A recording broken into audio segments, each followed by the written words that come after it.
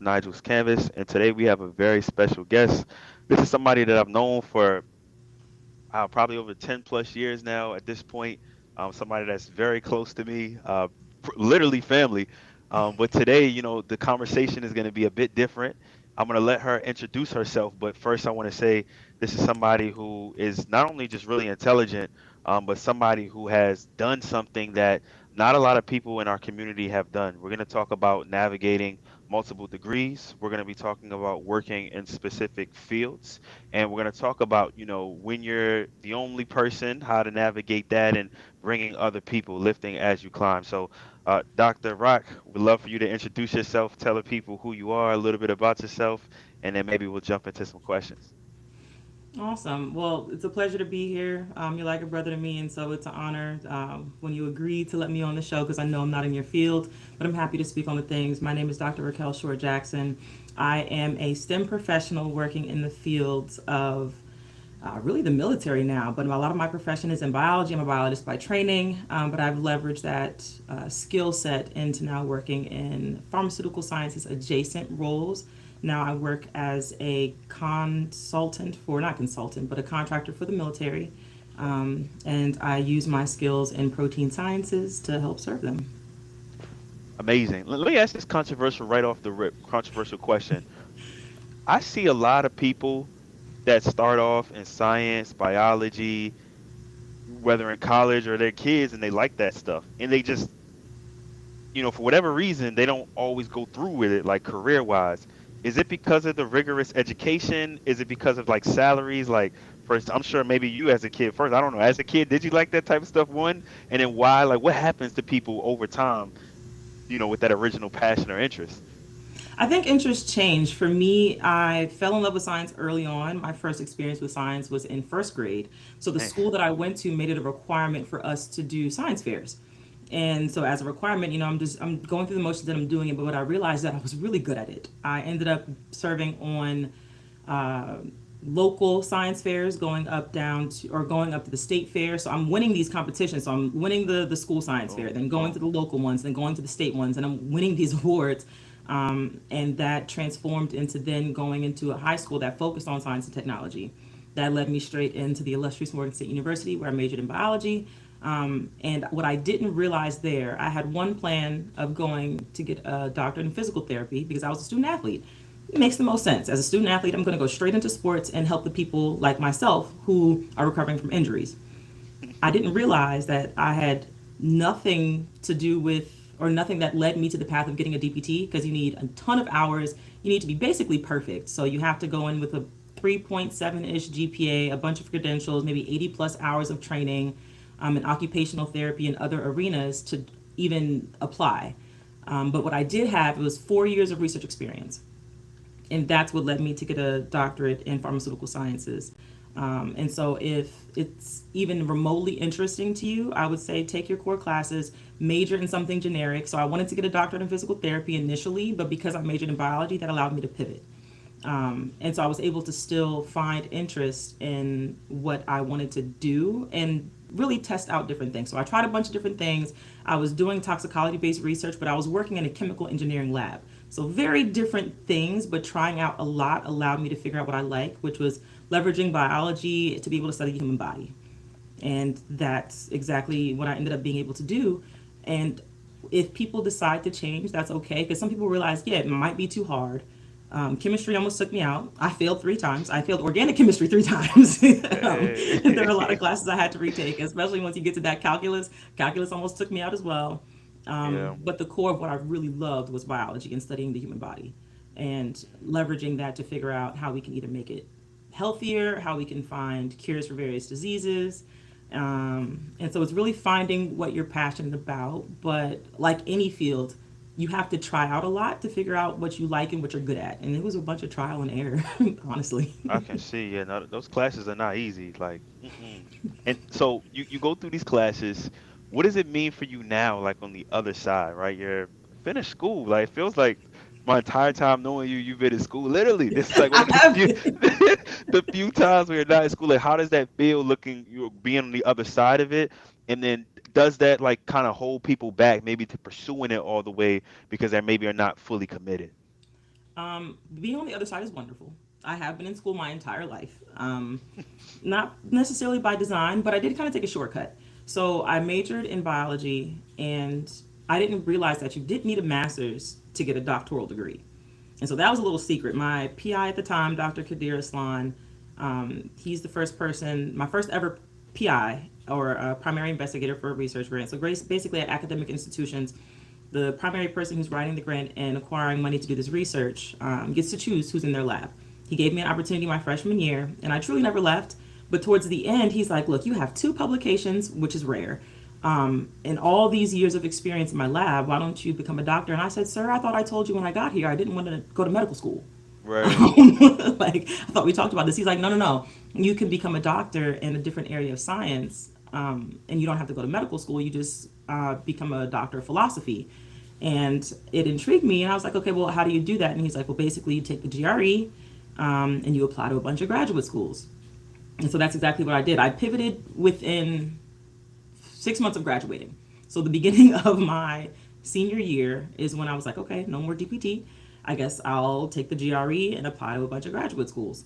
And not, you don't have to get a master's. Now, I would recommend a master's if you're unsure. If you're not sure what you want to do, or you kind of have one foot in, one foot out, go for the master's degree and see if you like it. Me, I knew exactly what I wanted to do. I either wanted to do pharmacology or toxicology. So I applied to the University of Maryland and got into the School of Pharmacy, and they have a department called the Pharmaceutical Sciences Department, where basically you can study how drugs impact the human body and how the human body can respond to drugs. So not necessarily pharmacy, like I'm not a pharmacist. I don't take the same classes. I did adjacent work. So I do the research behind the drugs behind the counter, or behind the mechanisms behind the drugs behind the counter. And so that journey, it's been wild, I will Yeah. say. And it's not one that's easy, but if it's something that you're incredibly passionate about, it's absolutely doable. And the cool part, not cool, not so cool, it has its pros and cons. So when you go to graduate school, if you do a research-based program, you don't have to pay for that degree. So I have no student loan debt whatsoever. I got a free degree from Morgan State University because I had a full ride. And most research-based programs will pay you to be in their program. So they'll pay for your tuition and your health care. Wow. The caveat to that is it's not a lot of money. I Right, made right, probably right. $20,000, give or take, before taxes. My first 2 years, and they slowly increase it. And like schools are getting better with the compensation they give these graduate students. If you look, I think like Johns Hopkins, University of California, San Diego, there was actually a protest. So in part of my PhD program, my PI decided to move to California. When I first got there, all the students were protesting because they weren't getting paid enough. Um, and so that is certainly a pressing issue. It can be prohibitive, but there are means to get around it. And so you leave with degrees, no debt, maybe a little bit of trauma here and there. But Right. it's hardship comes with anything. Anything worth having is going to be a challenge.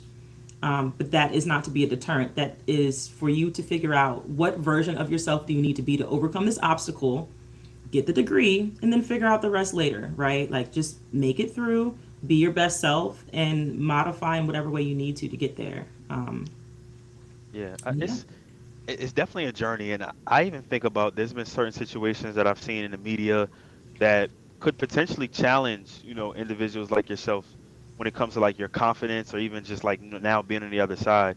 For example, I can't remember what the exact profession it was. I think maybe like a pilot or a doctor, and someone was saying they was, all the race wars. They were like, I would want to check to see where they went to school, or I want to make sure that they're certified. And what do you first think about those types of situations in terms of people want to make sure that you're a real doctor, want to make sure like standing on that confidence, and two is like how do you maneuver through a world where some people may question your credibility? I think people who have that prerogative don't understand what we go through and likely haven't been through it themselves. Yeah. I have colleagues who do not look like me, who did significantly less work, graduated with much less experience. And it even became something in the department where it's, hey, I'm noticing that I'm being held to a higher standard Yeah. and my colleague is not. So there are certain checkpoints that you have to do while you're in graduate school. One is your comprehensive exams, or there's another term that some universities call it. But basically, it's the midpoint where they decide: are you going to sit here and leave with a master's degree? Are you, or are you going to have the opportunity to pursue a PhD? Because that's what they don't realize. Like a PhD is an elongated program where the first 3 years are basically your master's, and then after that, if you continue to do work, you can then have the chance to pursue a PhD. And so, recognizing the rigor that comes with that, if you challenge that, you likely haven't been through it yourself. And my response to that is actually, I don't really have a response because I Right. don't care to function under that paradigm or that belief. And it's interesting that happened to me. I was over a friend's house and I was talking with the parents' friends, and they kind of not hesitated, but once the parents were like, "Oh yeah, this is Raquel. She's a doctor. She's this, and this, and has all these experiences," you could tell in their face they didn't believe me. Right. And It's like then really like the dad started talking, and he didn't realize that that was my area of expertise, and I can absolutely not just speak to what he was trying to kind of like belittle me on, yeah. but not. I was basically dancing around him by the end of the conversation, and he ended up going back to my friend's parents and being like, "Man, I'm really impressed with her," and they were like, "Why are you not impressed when I told you she was a doctor?" Like, You're my right. daughter, like, and my best friend went to law school, and so like now we're both in our respective fields as doctors, and it's like if I tell you somebody's a doctor, you should believe they're credible in what they Yeah. do. And oftentimes we work 4 times as harder just to exist in that space, not even to get through to the finish line, but just to exist in that space. I've had to work 4+ times harder Yeah. just to be there. Yeah. And I have colleagues who were like either in my program or my department who got in because they were a former intern or had somebody else connect them. Everything that I have, including my jobs, I've gotten on my own and out the mud. Like there was no nepotism, there was nobody plugging me through. It's It just was thousands and thousands of job applications and tons of conferences, networking events, a million no's, just to get a chance to stand here. wow. So, And it's just like interesting because it goes both ways, both pros and mhm. cons. You have the negative side, which we're talking about, where people you kind of have to prove to somebody who's not even qualified why you're qualified. Like, what are you Mhm. talking? Move out the way. But the Mhm. other side is like we do need that representation, when it comes to these nuance and these advanced degrees where it's like, yo, you have like school is the requirement.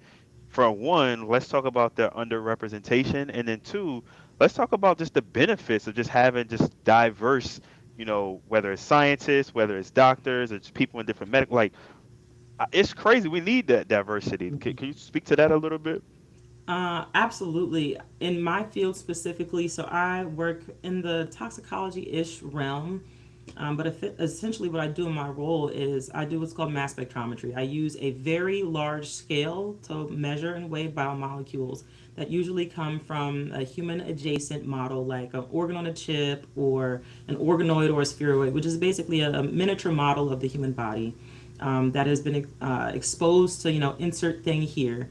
And I measure what level of proteins, metabolites, and lipids that exist in response to that particular exposure, that environment. Um, and there are, like, we even have, like, consortiums because there, out of 25, 30,000 people, there's maybe 100 of us, Wow. maybe 200 of us. And so that representation is very important. So that is a pillar that I hold very deeply close to me because I can look around and realize in a building of maybe 500 people, there's only 4 of us. And then we don't even have the same level of credentials. And so I do encourage people, once you figure out, like, if you're in a STEM related field and you realize that you like it, figure out what degrees that you need. Because, and sometimes certifications are also relevant, but really it's internship experience and degrees, right? So go ahead and find out whatever master's degree that you need and get tactical experience, right? So the tactical experience is what led me to grad school because without those 2 publications and without having that 4 years of research experience, I may not have gotten into graduate school the first time around. And I'm a firm believer of as you rise, bring people up with you. So as I find people who look like me, who are coming from either graduate school, master's programs, whatever, here, come do an internship with me. See if you like it. And mass spectrometry has a lot of different applications. and people don't know about it. Like I didn't know about mass spectrometry while I was an undergrad. Right. It's this like theoretical thing that you see used in like the biotechnology industry or the pharmaceutical industry or even in like hospitals, for example, or forensics. Um, and it's kind of abstract until you get your hands on it. So that's why I say exposure is also important as well. Like especially early exposure, and you can see that's evident in my case. But exposure in general is just really, really important. And then surrounding yourself with people who can uplift you, because not all skin folk are kinfolk. Right. But it's important to have anybody who's willing to advocate for you in your corner, in your circle, and taking heed to whatever messages they have. Like my first PI did not look like me; he was a Turkish guy. But and everybody, well, of course, we're at a HBCU, so everybody's a minority of some sort. But For he sure. truly believed in us and gave us a foundation that we could build careers off of. And a lot of us are doing well. I have people who are professors. I have people who are doctors, like actual medical school doctors. People who work for Man. places like NASA, and it's really remarkable what a lot of us have done. But all of us are doing well in our careers because of exposure, having somebody advocate for you and mentor you, um, and all those things are incredibly important. And it makes it kind of full circle because help me, help you, help us, and Right. that will get you very far. And then it brings us far. It gets us a step closer to existing in a place where we don't have to prove ourselves constantly.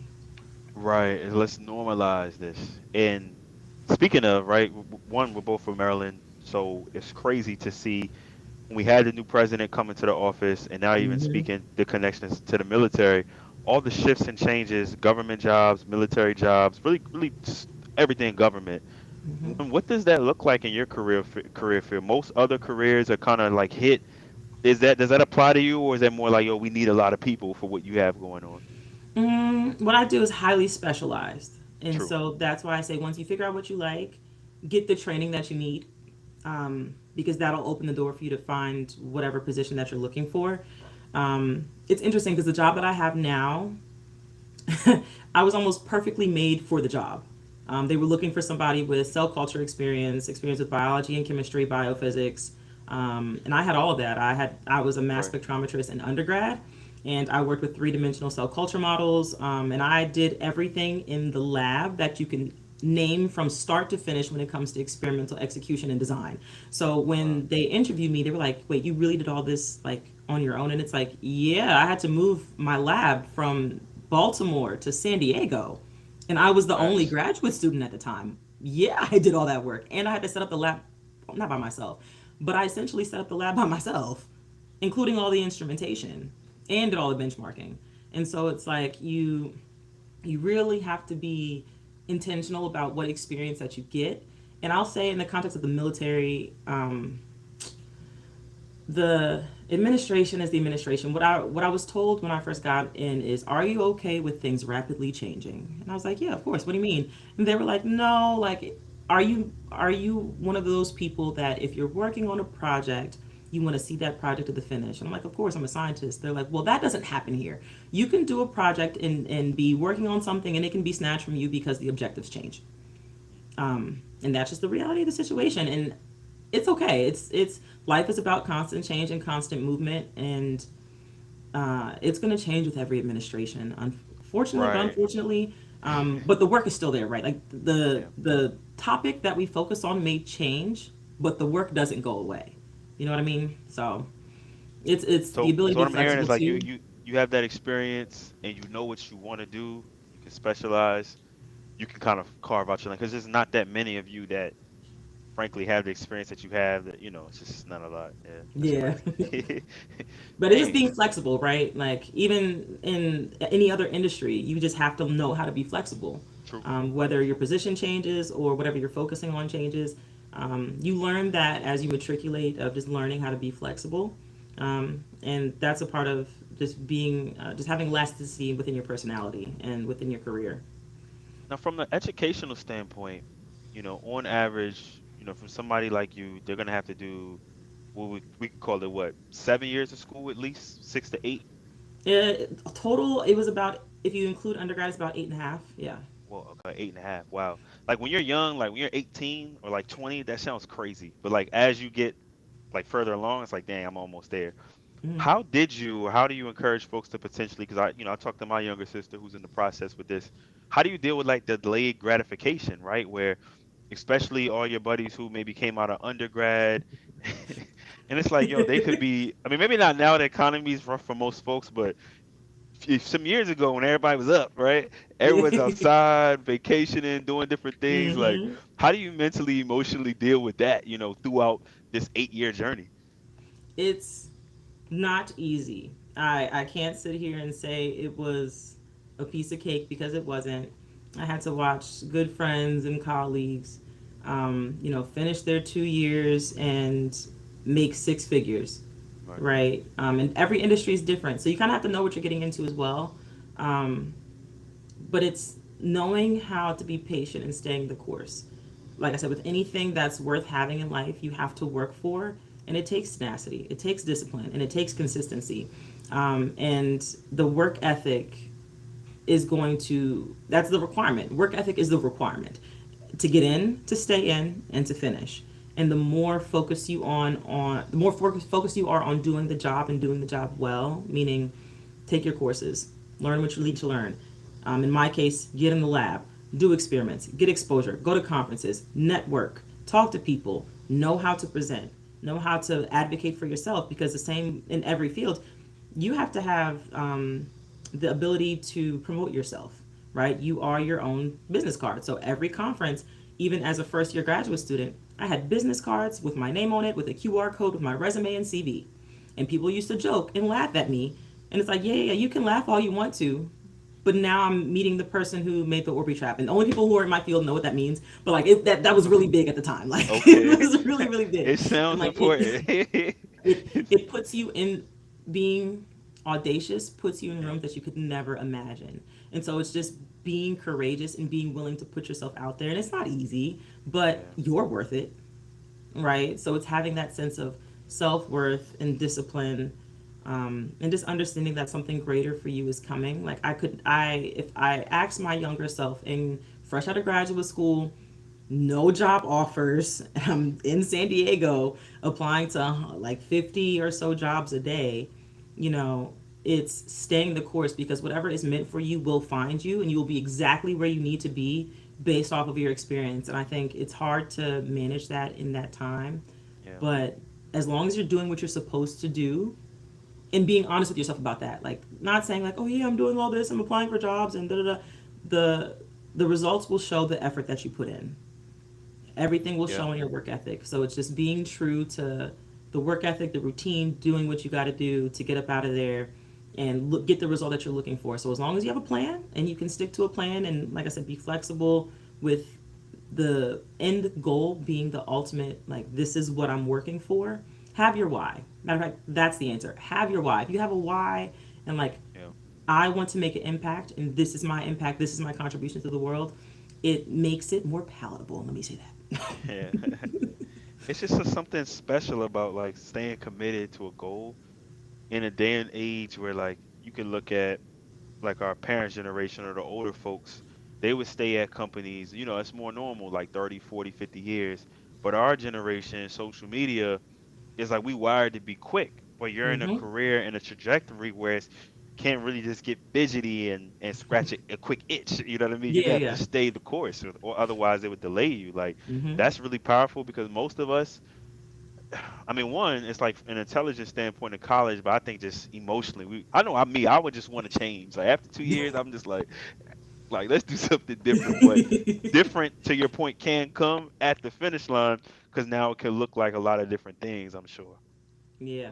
It just requires tenacity. You have to know what you want. And that's why I said if you're not sure about what field you're going into, maybe explore masters, explore other opportunities until you find that like, okay, this is it. This is the Right. one. I can stick with this for a couple of years, be good at it or learn how to be good at it, gain these skills so I can make a grander impact. For me, it was always impact. I did a lot of cancer research in undergrad and graduate school, and it primed me for the role that I have now, despite me not even working in cancer, right? But it's the translatable skills that give me the leverage, and so it's just acquiring skills. Like even if you're not in school, you're still gonna have to acquire skills, learn and grow in order to get somewhere, right? It just depends on what your field is, where you're at, and what you want Right. to do, um, Hmm. and you just got to go for Would it. would you say that the salary is a motivating factor as well, potential earnings? You know, folks that have advanced degrees, like, does that can that keep you going a little bit, knowing like, hey, okay, I know, or is it more like, hey, that can't make you finish over the finish line? It's not enough.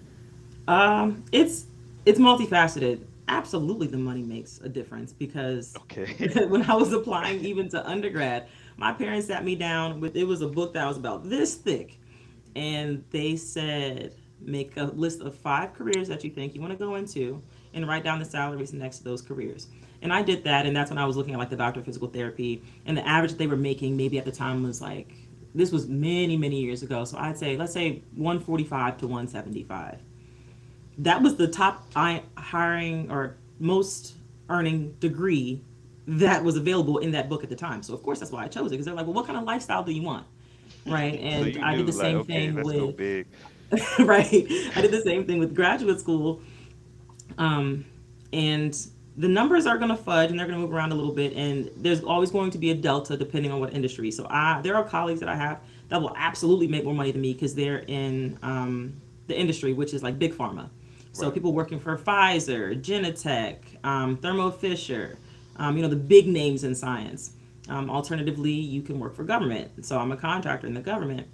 And it's a little bit of a delta, but not by much for us. And then there's academia, where you kind of like, if you want to be in academia, you have to get out of the mud. Early professors only make maybe about 60K a year, and then after that point, once you get tenured, you determine your salary, right? So it was. I had a conversation with my PI because she would always make these very just ridiculous decisions around like what new toy she would get. So at one point, like she got a carbon fiber bike. Granted, we're barely eating.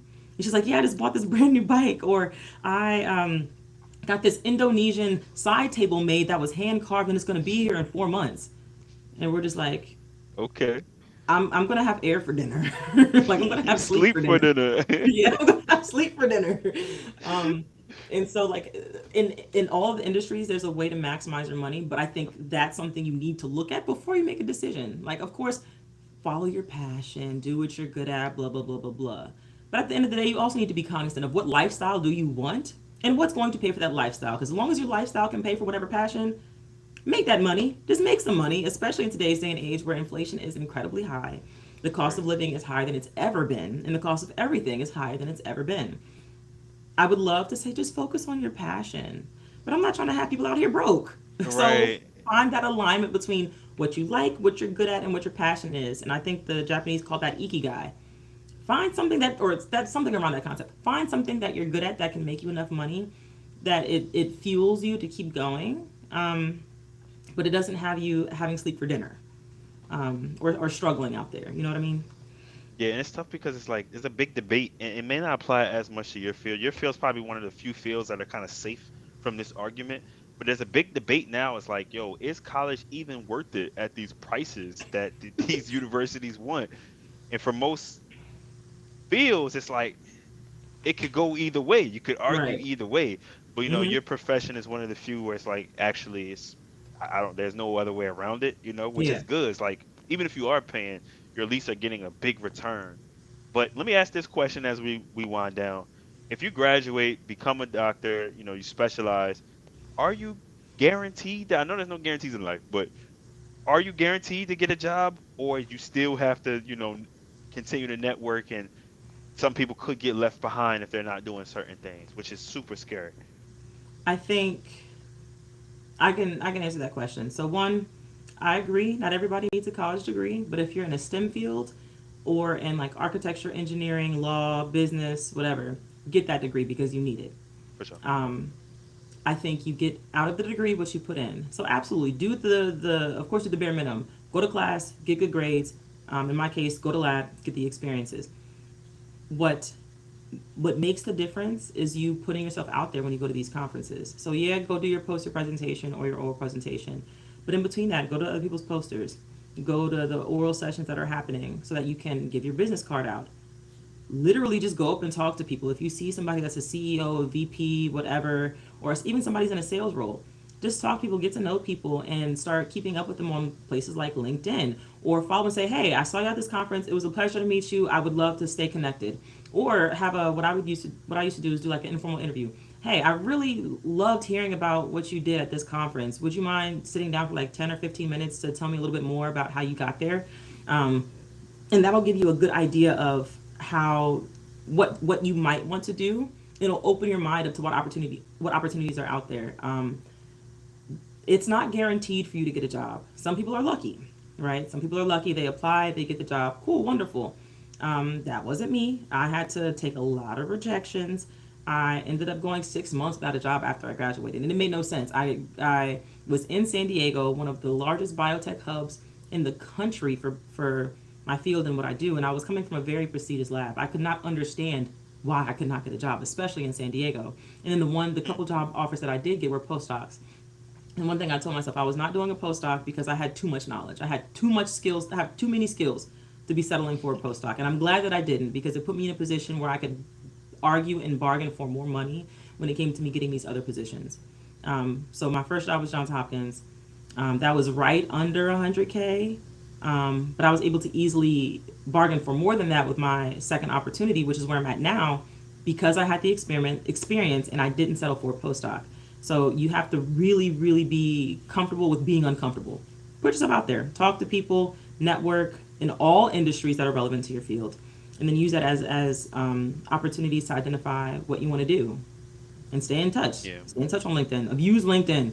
Talk about random things that are relevant to your No, you field. do. Make Uh, random posts. Show that you're a subject matter expert in whatever in the world that you do, so that when people go to look you up, it's like, oh man, they can speak on this or they have experience with this. I was literally making TikToks in graduate school about me setting up the lab and then posting it on LinkedIn. Like, I and you love can go that. back and still see that on LinkedIn. Like, And I like the fact that you mentioned, because this is, I feel like, relevant in all fields. A lot of times where you start can change the trajectory of a lot of things. Sometimes it's better in a weird way. Sometimes it's better to like be waiting on the right opportunity than it mm-hmm, is to take the quick job. Like obviously the mm-hmm, benefits of the quick job is, yo, I need money now, I got bills, and that makes sense. You got to do what you got to do.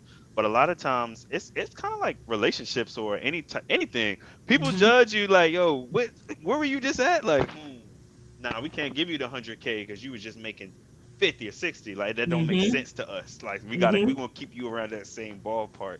Whereas mm-hmm. like, damn, if they could have waited maybe one more month and kept hustling, they could have got, landed at that 80, 90. Where it's like, I feel like once you start at a certain point, in most cases, you only go up. That's just kind of how life works. Just only get, but if you start down here, which is cool, you can. You just got to work that much harder to get to that six figures, which in this economy is you It's need that. You necessary. need that. Yeah, it's like, especially if you did all that schools, like I definitely didn't need work that. this hard to settle for that. And that was the thing that I told us. But let me say this, I had the luxury of doing that because I had a support system. So your best friend and my husband Yeah. looked at me and was like, I've watched you bust your behind these past 4.5 years. And if you're sitting here telling me that you settling for a postdoc is going to put you back at a deficit, I'll hold us down, apply to jobs, do whatever you need to do, Yeah. to wait for that opportunity. And so he gave me Time. the luxury of being able to wait for that opportunity. So I had the support from him. I had the support from my family. Yeah. And they understood because my mom is in IT. She also had to go through higher education. And my grandma is, gosh, she has like a law degree, two master's degrees, a bachelor. Like, so they know what delayed gratification means. And if they were like, Yeah. look, if this is what you're telling me you need to do, I'll hold you down. And so it's having people close that can also support you as well, but then recognizing, if you can wait and have that delayed gratification, like you didn't work this hard to settle, Right. right? It's like And knowing so your if you your can, timeline and threshold. Like, yo, I got 6 months, or I got, and I feel mm-hmm, like if your support system is lacking, or I mean, everyone, we can't not work forever.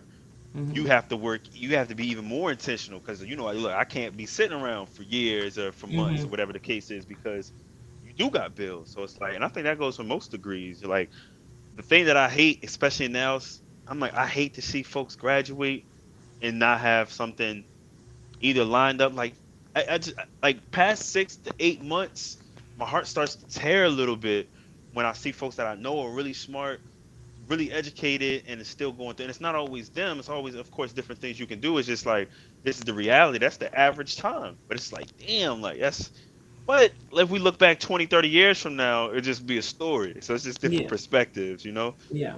I think you hit it on the nose though. You really have to be intentional and like it was one of those things where like I tried. I was writing my thesis, finishing up training six other graduate students who were coming into the lab, finishing up benchmarking a bunch of other stuff while still writing my dissertation, finishing up my code for the algorithm that I built, right? So it's I was applying for jobs maybe 3 to 4 months before I graduated and then an additional 6 months after that, right?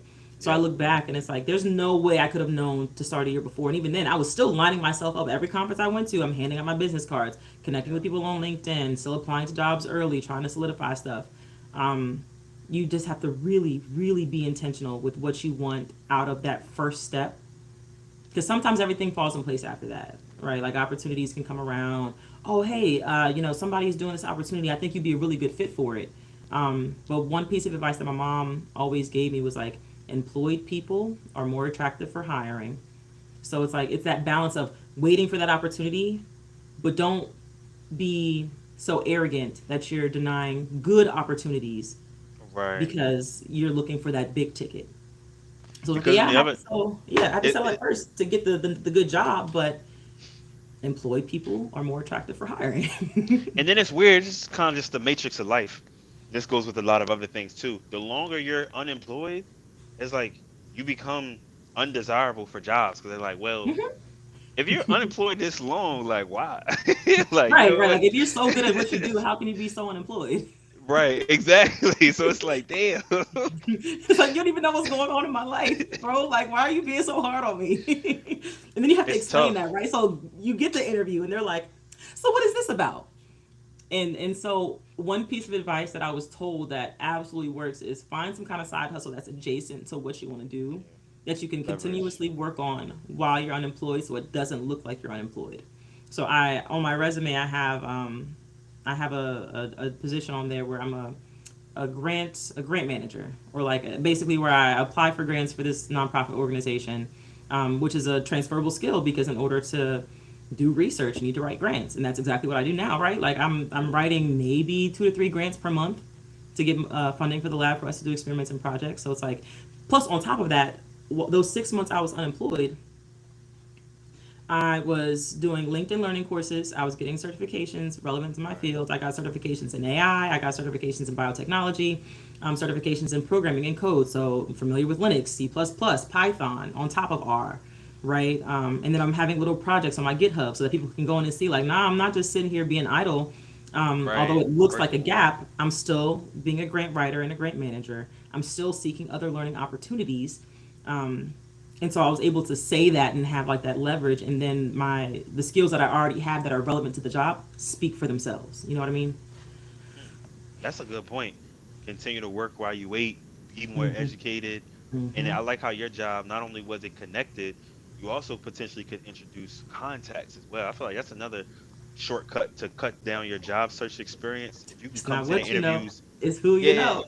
but who you know, but it's like who you can help. Like, I mean, like I do sales, so it's like if you come to the call with like, yo, I know these 30, 40 businesses that might rock with us if I'm working here, right? If I'm not working here, I'm not sending them, you know, Yeah, like yeah, so, yeah. No, I'm not so right. it's I'm like not gonna hook you up my plug, but so for it's like having now, customers or in your situations like grant organizations or like whatever that like whoever your customer or the people you need to connect to, if you can start to like compile those contacts. I've just learned that recently. I'm like, damn, that's pretty slick.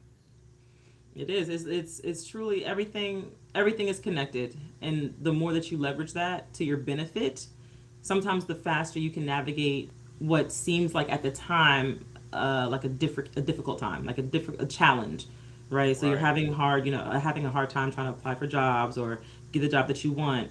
Look back at your network. Look back at LinkedIn. Look back at the experiences that you have to say, hey, you do this, right? Well, I know so and so that does this. You want me to connect you? Only if not only if it benefits you, but like if it can benefit you, do that. You know what I For mean? And then sure. people can look back at you and be like, yeah, they really helped me out in this one aspect or this one area of my business or my job, my career, whatever. Um, and it can Mm, be really impactful. Plus, now people know you as somebody who's reliable and a subject matter expert. right, and that's important. And I just want to say, like, This has been amazing. I feel like I've definitely learned a lot. I definitely want to have more just different types of careers on the show. There's so many different things. Like, probably can talk about this. Like, it's crazy. But any final words maybe that you want to leave with the audience, whether it's motivation, any final thoughts, just any remarks that you want to conclude with? Absolutely. I think one thing that was a sort of theme in the conversation is how do you keep going when it's hard? Yeah.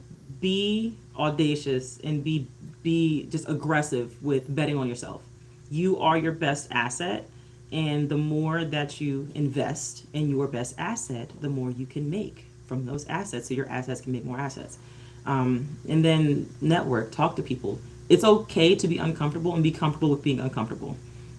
Because once you reach comfort, that means you need to start growing some more. And that's okay. That's a part of life. Change is constant. That's the only thing constant with life is change. So you might as Well, well go with it, go with the punches, and keep growing and going, so that you can be your best self inside and outside of your career. And a lot of that is translatable. for sure. Dr. Raquel Short Jackson, thank you so much. I love that name. Just, ooh, it just sounds real good. Mm-hmm. Rolls off the tongue. It's literally. But thank you so much for joining me. Definitely would love to have you back. And then we appreciate y'all for tuning in. See y'all.